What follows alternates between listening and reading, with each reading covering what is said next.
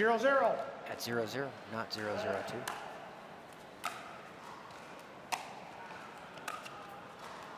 Cass playing a little bit of an unconventional style, not a traditional style, but ends up with some very tricky and deceptive shots like that inside-out pass right there, which was just off. Got you. So you've seen her play before. I had not. Point. That traditional backhand there from Zoe is going to look good, though. Yeah, I've watched her playing doubles lately, and I've been very impressed. 2-0. Yeah, there's a lot of comparison between her and Etta Wright just in the styles and the movement patterns. Just very fluid out there. Yeah, really like her game. Solid game. I forget who she was playing mixed with last week, but she had a good, really nice match. Side out. All right, we've got the dupers here. Okay, so Cass is a 4.87, and Zoe is 2-0. a 5.6, giving her 90% win probability here. So I think you might be right there, Glenn, that she might be filling in for a 5 seed that pulled out. Yeah, for sure. Yeah, there's no way.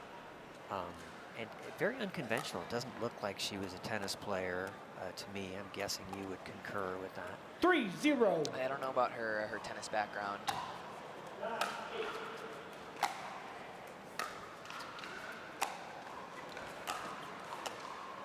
Just the way that she hits the balls, you know what I mean? It just seems it doesn't. I've seen a lot of people who become very good at pickleball who did not get their start in tennis. 0-3. Let's just say this: the tennis players are pretty obvious to spot. Right. She reminds me a little bit of how Susanna Barr plays, actually. She's got similar strokes to Susanna, somebody that, you know, the viewers might be a little bit more familiar with, but Cass has been playing very well. She continues to get better. She's grinding. See her at a lot of these tournaments. And the athleticism is there, right? That's a very good get. That was a good get. It didn't pay off, and Glenn would have probably just let that one go, but she's very quick. Yeah, and for those of you just tuning in and not getting the inside joke that Zane is propagating.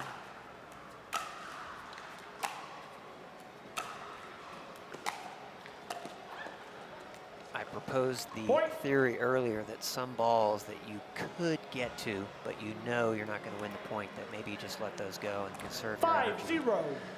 For the next point, live to fight another day. Oh, side out. Just missed. It was a nice shot, though.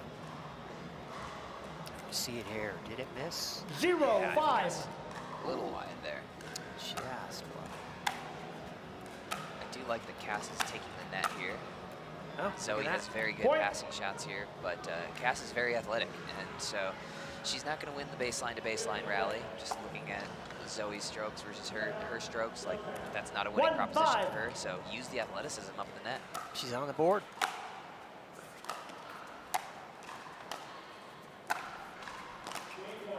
Really tough when Zoe hits a back of the baseline return like that. In singles, you're in a lot of trouble. She did kind of work her way back into that point, scrapping, but 5-1. But she's in it. She's got one. Good deep return. Oh, That's it.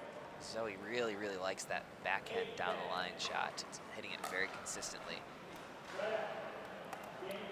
6-1. Point. Timeout here. Timeout receiver, 7-1. If you get down Time in, to 7-1. feel like you need to change something, I think she's got the right strategy. Side out. Ooh, she got a nice rip on that one. So if you're listening back at home, it's important to, if you're playing, to identify, is my strategy incorrect or is my execution poor, or is my opponent's execution too good? Side out. Good point.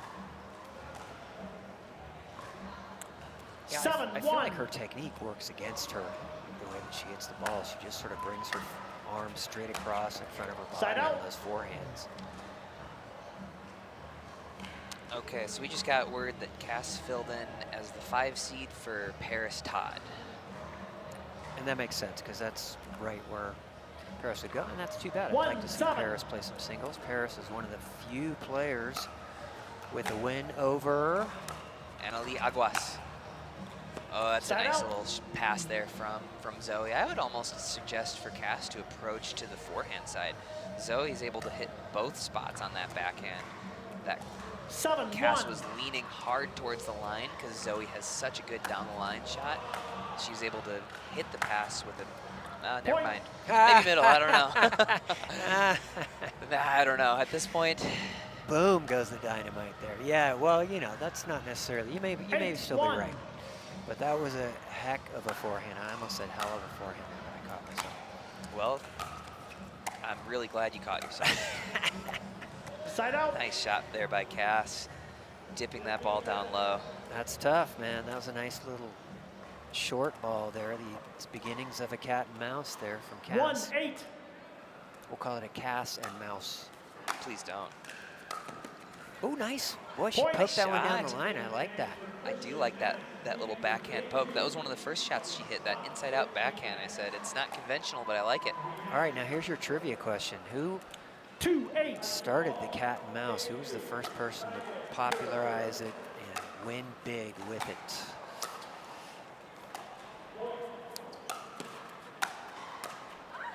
Side out. Let's We're see. talking about an older guy, a foreign man originally, played Davis Cup for his home country. 8-2. I know the answer now, but You I do? feel like that whole crew, what would this be? 2016, Side out. 2017, 2018? Yes, exactly. Sort Those- of pioneering the cat and mouse, and Glenn is talking about 2-8. Marcin Rospetsky. What country did he play Davis Cup for? Poland.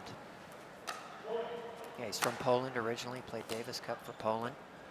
Side out. And yeah, it was, I mean, interesting times, as you know, because 3 or 4 even really at one time of the top 10 guys were all over 40. 8-2. And so Marcin was one.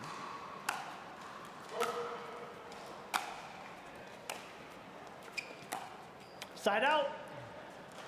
And of course, Matt Wright was another. Matt wasn't playing singles though, was he? No, I'm not talking about singles. Oh, okay. I'm talking gotcha. about just in general. I mean, 2-8. Marcin was a top 10, but he was the #1 singles player. Yeah, And, Dave and also Weinbach, of a course. top Dave Weinbach, and then the final guy who snuck in there after that and kind of got messed up by the pandemic was Steve Deacon. Yep. Well, 3-8. he kind of screwed up his wrist around that point.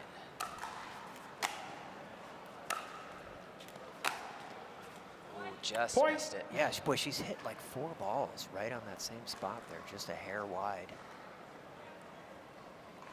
It's kind of a shame to see 4-8. cat and mouse not as much of the pickleball game anymore, given the paddle advances. Yeah, it really is. It's Side a out. bit of an obsolete strategy. You only use it when you really have to. You know, there's still players, Ben, Fed, Dylan, who do end up in some of those rallies, 8-4. but it's far less prevalent than it was before. With the changes Point. in the main change to it that kind of made the cat and mouse game a little bit obsolete was the 9-4. invention of those carbon fiber paddles, the ability to spin your passing shots, really opened Game up point. the court.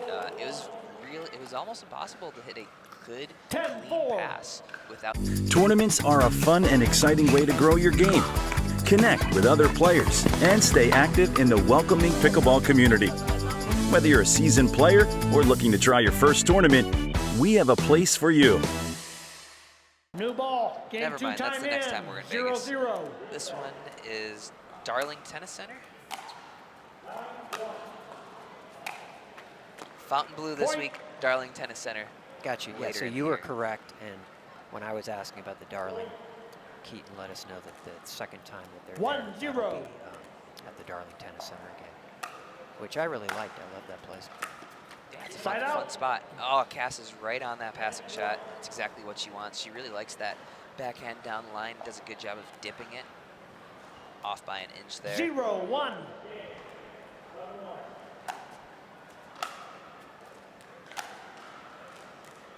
Side out. Out, out, just very gentle. call 1-0.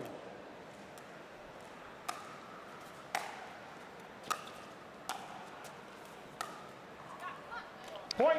Zoe does seem to be one of the women's players that looks like they want to approach a little bit more. You know, I don't know if it's a strategy for this particular match, but she's approaching the net far more than some of the other competitors have throughout today. Point. And boy, she's made an art out of just barely missing her passing shots, right? There's another one there. Oh, maybe that was a little more out than I thought. I couldn't see how long it was. Cass off to a 3-0 lead. 3-0 lead. Could be going 3 here. Side out. She just pushes too many of those backhands long there. And the reason is, again, number 1, the altitude. Number 2, she's just not getting any topspin on them.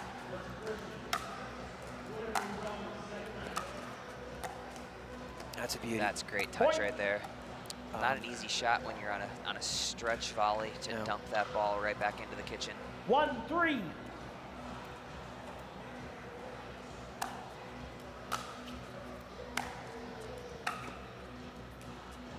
Point. Just off there.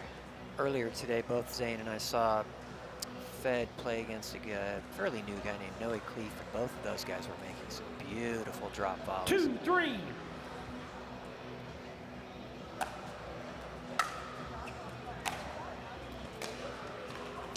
Yeah, the court surface here not bouncing quite as much as a normal court. We are playing on Picklr 3-3. And in a convention center here in Salt Lake City, so drop volleys are going to be working very, very well. In fact, we even saw Tyson McGuffin slicing some returns today, which nobody's been slicing returns for the last year or so. Ball stays a little bit lower when you do slice your return. However, your opponents can hit more topspin by reversing your slice. Point. That's debatable. That's debatable? Just All right, kidding. let's debate it. No, let's debate it. Okay. I like a good debate. Give up. Let's debate the serve rules too while we're at it. Nobody wants to debate me. 4-3. Tell me which position you're taking after this point.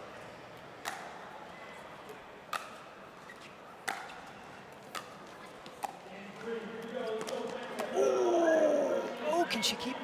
She kept her balance. Did she? Hold on. Let's see here. We got the instant replay. Let's watch her feet closely. Hey, hey. Okay. Oh wait, no, they didn't show it there. I think that last step. Jim was watching her like a hawk. Don't worry.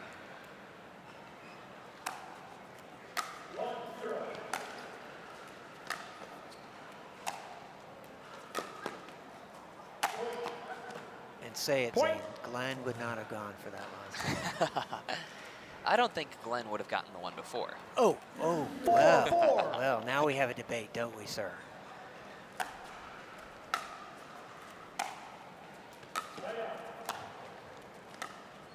Ooh, almost. I'm pretty quick for old dude. I've seen some of your highlights online. He's better than he. If you were to see him in person over here, you would say, wow, there's no way that guy can lift a pickleball paddle. But he's pretty solid. 5-4. You'd probably say that about me, too. That's true. That's true.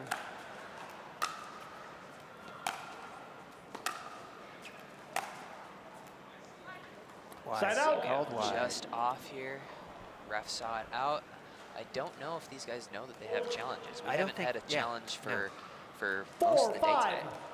Yeah, and it was kind of fun to have the refs come over and watch Side right out. next to us and probably make the right call. Timeout Timeout receiver. here by Cass. 5-4. For pickleball, it's worth it. Ah.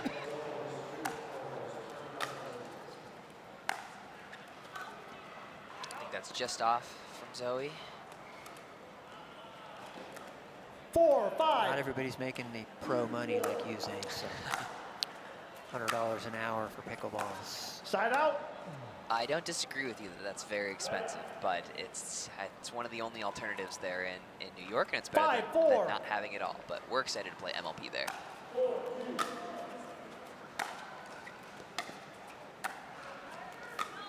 Side out. Just off there. Did they have the draft there? They had the draft there last year. Yep. Thomas and I did the commentary for that draft. Right. Yeah, that's what all of a sudden I had a memory of you being there during some sort of draft. That's a beauty. Side out. Right there. Nice little backhand pass. Cass just actually smiles and goes, yep, that's too good.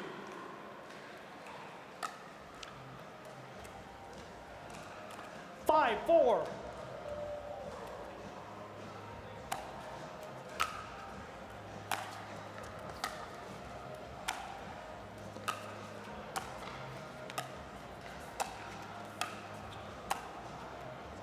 Point. Zoe in that point demonstrating her backhand flick. She's got one of the best backhand flicks from the women's side of the game. A shot that is kind of underdeveloped on the women's side. They don't generally backhand flick that one-hander as much as the men.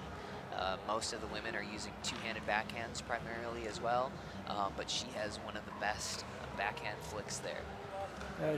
Yeah, I was gonna say, because a lot of those women too find some way of hitting like a two-hander that has some pace to it. 6, 4.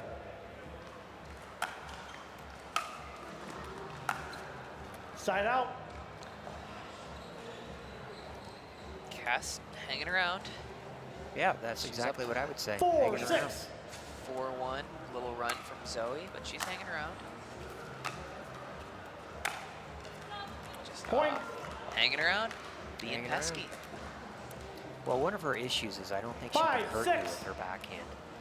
So if you come into that side, Side out. the most she's going to do is sort of push a little cat and mouse type shot. Yeah, 6, that's 5. been relatively effective though, right? Getting that ball down as your opponent is coming in is a really, really solid strategy. Point.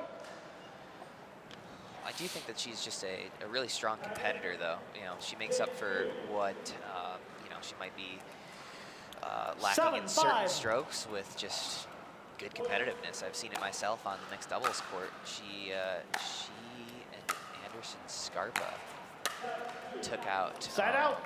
myself and Lacey Schneeman last year. So she's a Wow. really good competitor. That's a great win right there over Lacey Schneeman. 5, 7.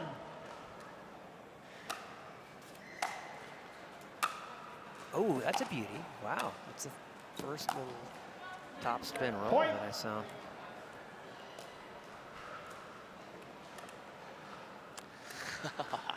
Six, 6, 7. Hanging around. Hanging around, hanging around. You never know what happens when you hang around. Side out. I like Cass when this is staying close. She's scrappy. 7, 6. I like scrapping.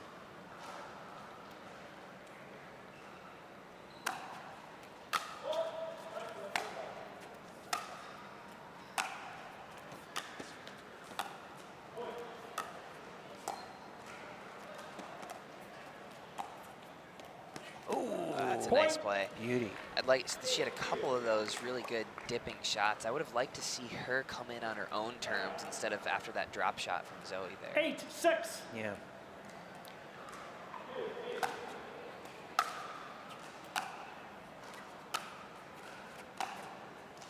Love it. There is Point. absolutely nothing wrong with that point there from Cass. A couple of very good shots, a good deep approach, and just too good of a cross-court backhand pass from Zoe, which I am 9, convinced I'm going 6. to double down on. I think she is stronger off that backhand wing with the passing shots. We'll have to debate that later. Very Point. nice. Love those shots. And there's no time like the present to debate that. No, no, no. I want to talk more about those singles. Timeout receiver. and how 10, well 6. 1 minute. those drop volleys can work for. Time in. I 10, call him 6. Don Quixote. Match point here. Oh, not Point. how you want to see Game. that. Match. 11, Challenge, 6. challenge, I don't know if she Challenge. knows she has a challenge. Glenn's getting involved in this match here. challenge.